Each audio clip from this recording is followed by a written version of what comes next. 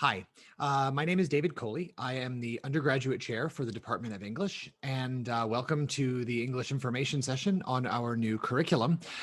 This obviously is a recorded session, but if you would like to attend any of our live sessions, there are still two of those coming up, and you're more than welcome to show. The first one is on Tuesday, July 6th at 2 o'clock, and the second one will be on August 4th. That's a Wednesday at 10 o'clock. So if you have any questions that you want me to answer personally, obviously you can use my email address, which is right here below on the screen, davidcoley@sfu.ca, or you can pop into one of the next information sessions and ask me in person by Zoom. What I'd like to do today is go over some of the changes that you're going to see in our curriculum, our programs, major, minor, certificate, and in our courses starting in fall of 2021.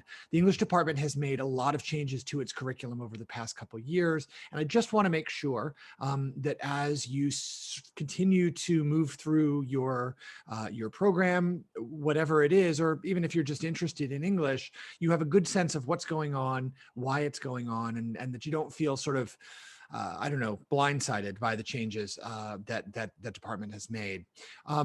So very quickly, this is the way that I am going to move through here. So you can sort of skip ahead in case you don't necessarily need to see an overview on why we're making this change. But I am going to start with a general overview to talk about why we're making the change and how these changes might and might not affect students. I'm then going to turn to our programs, and I'm going to go through those one by one. I know that all of these programs aren't going to apply to every person. Presumably somebody's majoring in English isn't also going to minor in it, but I want to go through the poems. You can take the professor out of the classroom. I want to go through the programs one by one just to clarify any changes that might be in place.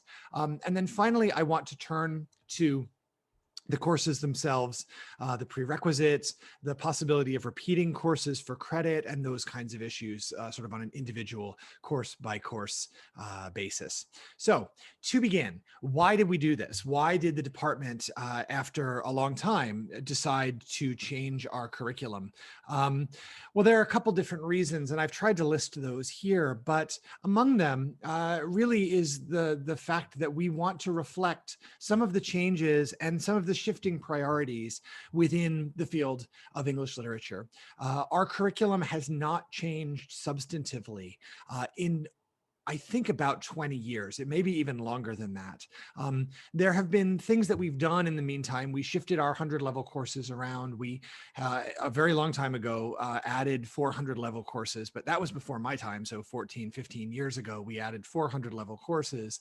But the change that English literature as a field has gone through in that time has been significant. More attention has been paid to theoretical concerns. More attention has been paid to issues of race, to issues of gender, and those we think are things that we want to reflect in our curriculum. Currently, as you know, our curriculum is very much grounded in English literature through periods. So you get the medieval period, and then the early modern period, and then the 18th century, and then the Victorian period, and so forth. And those are certainly interesting and respectable ways to go about surveying the field, but they're not the only way, and we don't think that they are the most inviting and most exciting way to survey the field.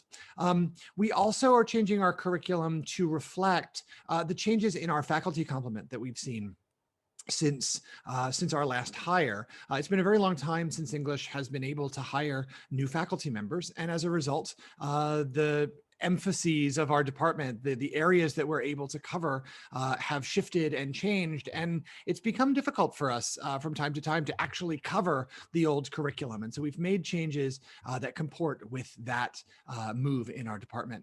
And most important, we have wanted to respond to students' interests and concerns. I've had a lot of conversations with a lot of you over the past 2 years since I've been undergraduate chair, and I can't tell you the number of times somebody's come into my office, upset or panicked because they haven't been able to get into a course because of a prerequisite or because the course was full or they need this course to graduate and they've not been able to get it. I also have had a lot of conversations with people who have felt like the courses that we offer don't reflect their interests. We don't have a lot of courses, or didn't, I should say, overtly invested in the environment. We didn't have a lot of courses overtly invested in race. Some of those existed, and those topics were obviously covered within within the courses that we taught, but we wanted to bring those issues that really we have recognized as motivating students and as really exciting students. We wanted to bring those issues to the fore. And then we hope ultimately that this will help us to develop our department, to grow our department, and to revivify our department and our teaching. So those are the main reasons that we made these changes. Now, the question I think that's most important for you is sort of, where does the rubber meet the road, right? Like, how does this affect me? And so one of the things that I have been at pains to say in all of my emails, all of my, various messages to you about this, is this: all of the work that you have done in your major, in your minor, in your certificate, at least the English portions of your certificate, all of that work will still count. If you are literally one semester away from graduating, if you're going to graduate or finish up after fall of 2021, and all of a sudden we've yanked the rug out from under you and you've got this brand new curriculum to wrangle with, what I want you to know is that every class that you've taken in our department is still going to count toward that major. All of the prerequisites that you have met, even if they've shifted, are still going to count. All of the requirements that you've filled are still going to count towards your major. So you're not, I promise you, going to lose any ground at all when this curriculum comes into place, this new curriculum comes into place in fall of 2021. All of the work that you've done will still count. Let me repeat that one more time. All of the work that you've done as an English major, as an English minor, as somebody who's doing a creative writing minor, as someone who's finishing up a certificate, all of the courses that you've taken is still going to count. So in some ways, it's fair to say that this isn't going to affect you very much, at least in terms of your progress toward completion. Where we do think it will affect you, and where we're really excited about this new curriculum, is that we think that the new courses that we've developed, that we've added, and the ways that we've modified our existing courses are really going to be illuminating for students. We think that you're going to like these new courses. We think that students outside of our department are going to like these new courses. And we think that majors who are earlier in their career and minors who are earlier in their career are going to appreciate the simpler, more streamlined structure of our programs. And that's what I want to get into now. So to begin with our programs, I want to start with the major itself. As you know, to graduate from SFU, you need to have completed 120 units or 120 credits. And for an English major, a minimum of 50 of those credits need to come from the English department. And they come in this configuration. 6 of those units, a minimum of 6 of those units, need to come from the 100 level. That's 2 courses at the 100 level. You need to have 12 units or 4 courses at the 200 level. And then you need to have 32 upper division units or credits, with 8 or more of those upper division units coming from the 400 level. So what that means is 8 regular upper division courses, 2 of which at a minimum need to come from the 400 level. That's not a change at all. That's exactly the major as it's laid out now. But what has changed, and what I think is going to be important, is that we have radically, drastically reduced the area requirements that we're going to ask you to fulfill. Right now, as the major is constituted, you need to complete at the lower level, I think it's 201 or 203, and you need to complete 205 or 206. And then at the 200 level, you need to complete certain courses in earlier periods. I think 2 of them. You need to complete 1 Canadian literature course and so forth. These area requirements, with one exception, have been eliminated from the major. The only exception is that you will still be required to take and complete 1 upper level course in Canadian or Indigenous literature. And the new courses that will fulfill that requirement are listed below. If you've already fulfilled that requirement with a course that isn't listed here, that's fine. Once again, you're not going to lose any work that you've done you're simply going to have that course count, even though it may not be offered in the future. So if you have completed what is, I think, your group 2 upper level requirement, it's the Canadian or Indigenous literature requirement, that's the only area requirement you need, you're done.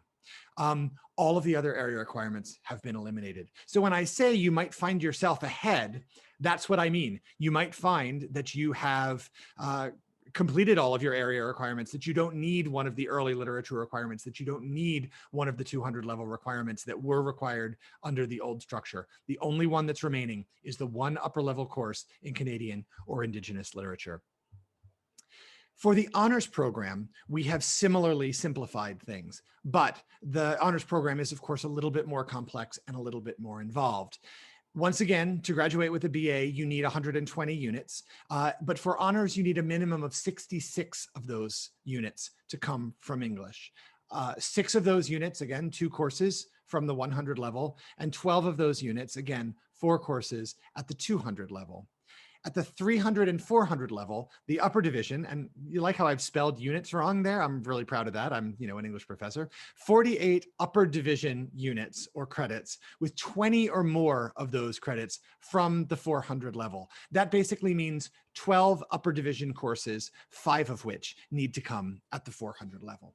In terms of requirements, again, we've reduced the area requirements significantly. It used to be that honors was very carefully bounded and you would have to take, 4 or 5 specific courses. At this point, in order to complete honors, you will still need your one upper level course in Canadian or Indigenous literature. And those are, again, the 4 courses that we'll hold from September. You will still need English 364, which is literary criticism, history, theory, and practice. And then you will still take the series English 494, English 496, which is the honors seminar in research and methods, and then the honors graduating essay. And in order to get into the honors program and to graduate with honors, you need to maintain an English GPA of 3.5 and a cumulative SFU GPA of 3.0. Other programs are simpler still. The minor, there has been no change to the minor. So if you were doing an English minor, your courses are going to count just as they did, just as they did with the old curriculum. The English minor is not changing at all. Excuse me. The extended minor, which I don't know how many people actually do the extended minor, but the extended minor is the lower division of the major and the upper division of the minor. So that's the way we define the extended minor. Because of the changes in the major, the extended minor will also have all of the lower division area requirements eliminated. So you won't have to worry about the 201 or 203, the 205 or 206. You just need to take the appropriate number of 200 level classes. And then finally, the creative writing minor. The creative writing minor is a relatively new minor for us. It was created during the sort of lead up to this major curricular reform. And so there will be no structural change to the creative writing minor. The only minor change that you'll see is one of the courses that currently counts toward that minor, English 208, will be discontinued. But if you've already taken it, once again, you don't lose any progress here. If you've already taken English 208, it'll still count towards your minor. It just won't be offered in future semesters. Interdisciplinary certificates. We offer a number of interdisciplinary certificates, the creative writing certificate. We offer a writing and rhetoric certificate. There are no major structural changes, actually no minor structural changes even to the interdisciplinary certificates. Individual courses may have been revised, the numbers of those courses may have changed, and there have been courses that may have been deleted or added. But again, all of the courses that you've already taken, even if they end up being deleted, will still count toward the interdisciplinary certificate. And so you should just check once the university publishes the new interdisciplinary certificates that, exactly what courses are still still available.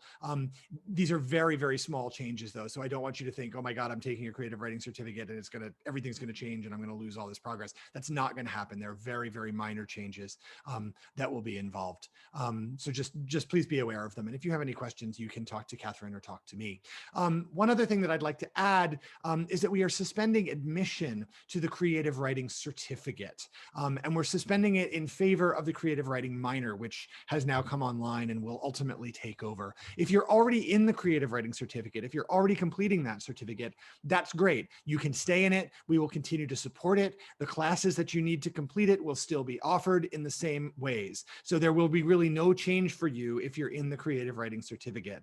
If you want to move from certificate to creative writing minor, or if you're interested in the creative writing minor, just full stop, please do let me know or talk to Catherine Ward, and we will be happy to help you out with sort of that transition from certificate to minor.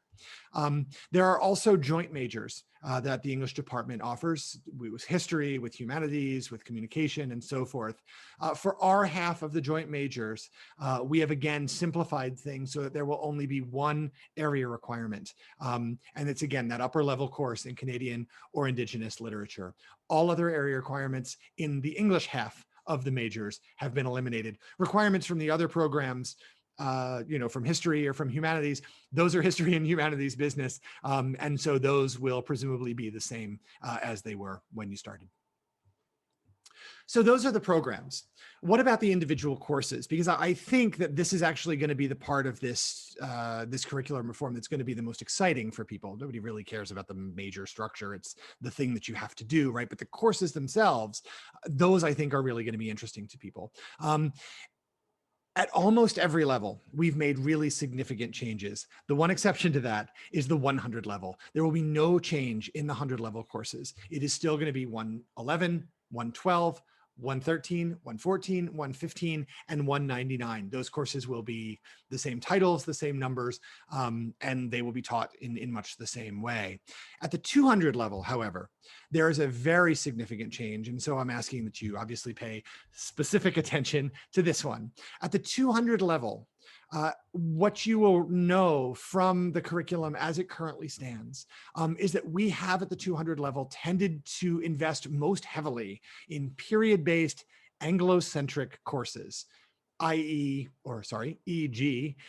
intro to medieval literature. For instance, it's a course that I teach a lot. I'm a medievalist, right? And so I would teach English 201, Intro to Medieval Literature, and that was great. I loved that.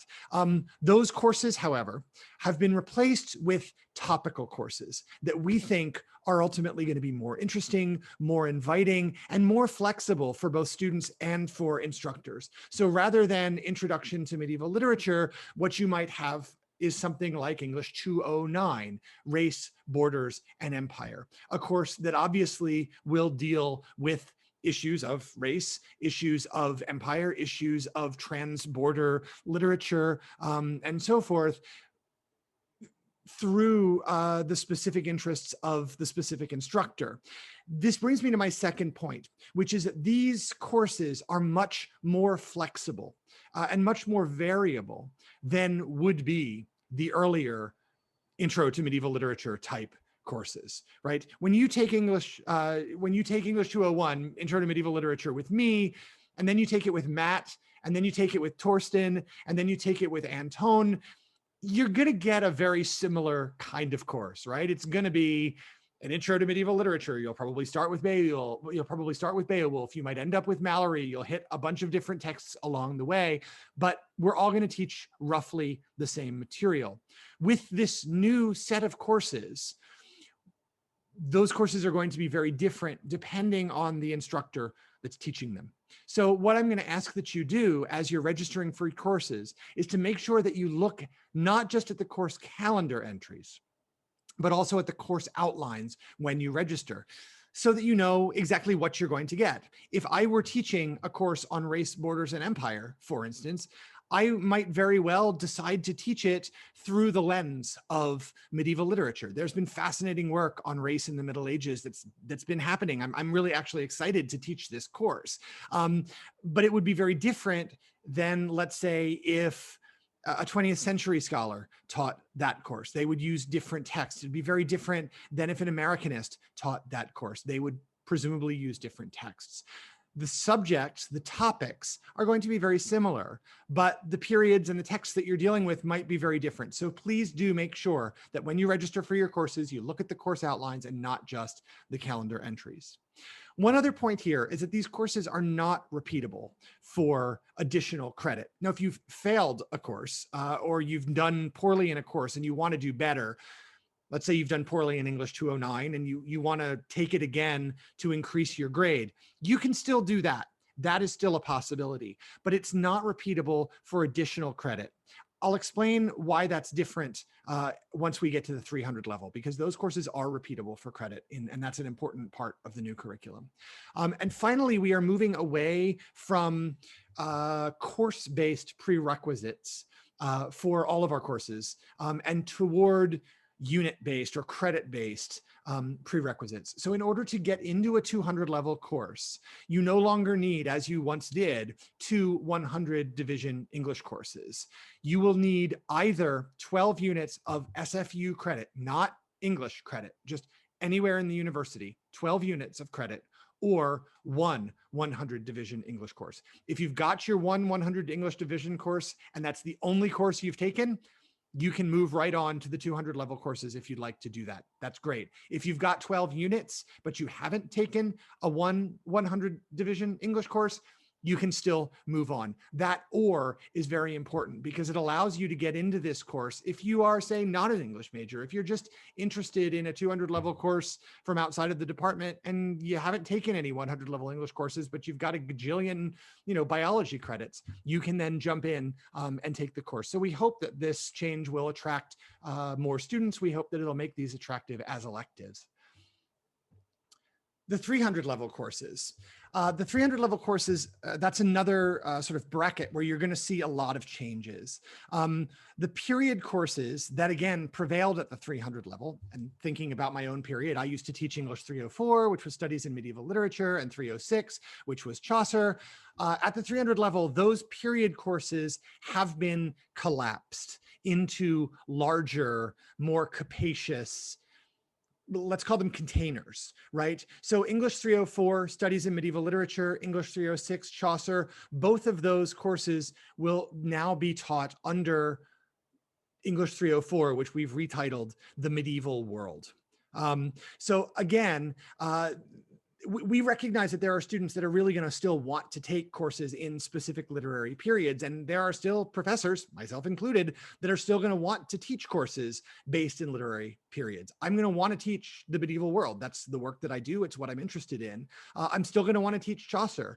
All of those things can be taught under the aegis of these new containers. So English 304 will now contain both Chaucer and the medieval world. We've also added some new courses. For example, English 363, Studies in Media Cultures. There are a couple other new ones in there. What does this mean for you? It means a couple things. First, it means that courses here, as at the 200 level, are very flexible and they will be taught by different instructors in different ways. If you take English 304, just to use this as to beat this example into the ground again, it's possible that if I'm offering 304, I will teach it as a Chaucer course. It's possible that if Matt Hussey, another medievalist in our department, is teaching it, he would teach it as, the Heroic Age or an early medieval literature course where you would get Norse Eddas and Beowulf and much earlier stuff than Chaucer. It is possible that if I taught it again, I would teach it not as Chaucer, but as, late medieval poetry or something like that. All of those courses are possible under English 304. And so as with the 200 level courses, I really need to insist, I'm insisting, here I am insisting that you look at the course outlines and not just the calendar descriptions when you're registering for courses. The other thing that's really important here, and this is a major change from the current curriculum, is that these courses are repeatable for additional credit when a different topic is covered. So if you've taken English 304 with me, the medieval world, and I taught it as medieval poetry, let's just say, and then you wanted to take it again a year and a half later when I offered it as Chaucer, you could do that.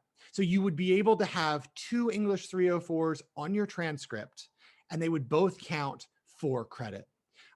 So I think that, you know, we've collapsed the numbers here. And I think the way to think about this is we've taken a lot of numbers, some of which weren't doing very much work. We've compressed the numbers, but each of those containers now is bigger and it contains much more possibility. It contains many more versions of the same class. You can take as many of those versions as you want. So if you decide like, look, I love medieval literature, I want to specialize in medieval literature, thumbs up, I'm with you. I also want to specialize and do in medieval literature. So take English 304. When Matt offers it, take it again. When Torsten offers it, take it again. As long as it is significantly different from the previous versions, you will be able to repeat that course.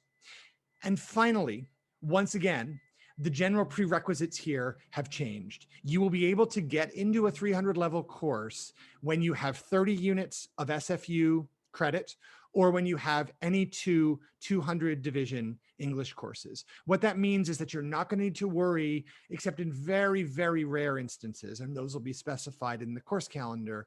You're not going to need to worry about, okay, I don't have English 201 and I need English 201 to get into English 304. That's not going to be a concern anymore. Any 2 200 division courses will get you into the 300 level courses, or any 30 SFU units will get you into any 30 units of credit will get you into the 300 division courses. So you don't need to worry about being careful, sort of parsing out your prerequisites and finding a specific path through. We've removed that hurdle for you. That obviously brings us to the 400 level courses. And those courses combine aspects of the 200 level, sort of more topically oriented courses, the environmental imagination, race, border, empire, those kind of courses, and the 300 level courses, which tend to be broad national courses or courses in specific areas, right? The medieval world, right? Or Shakespeare, right? That's a 300 level course. So the 400 level, you'll see aspects of both of those kinds of courses. Once again, as at the 200 and the 300 level, those courses are flexible and they will be taught by different instructors in different ways. I would, again, using myself as an example, teach a British literature seminar very differently than Marianne Gillies. I can imagine myself very happily teaching a British literature seminar in, you know, Piers Plowman or the Gawain poet or something like that. Marianne Gillies presumably would teach something in modernism, right? We come from different periods, but we teach in British literature. If I teach this course and you take it with me, and then Marianne teaches it later and you want to take it with her, you can do that. Again, courses are repeatable when a different topic is covered.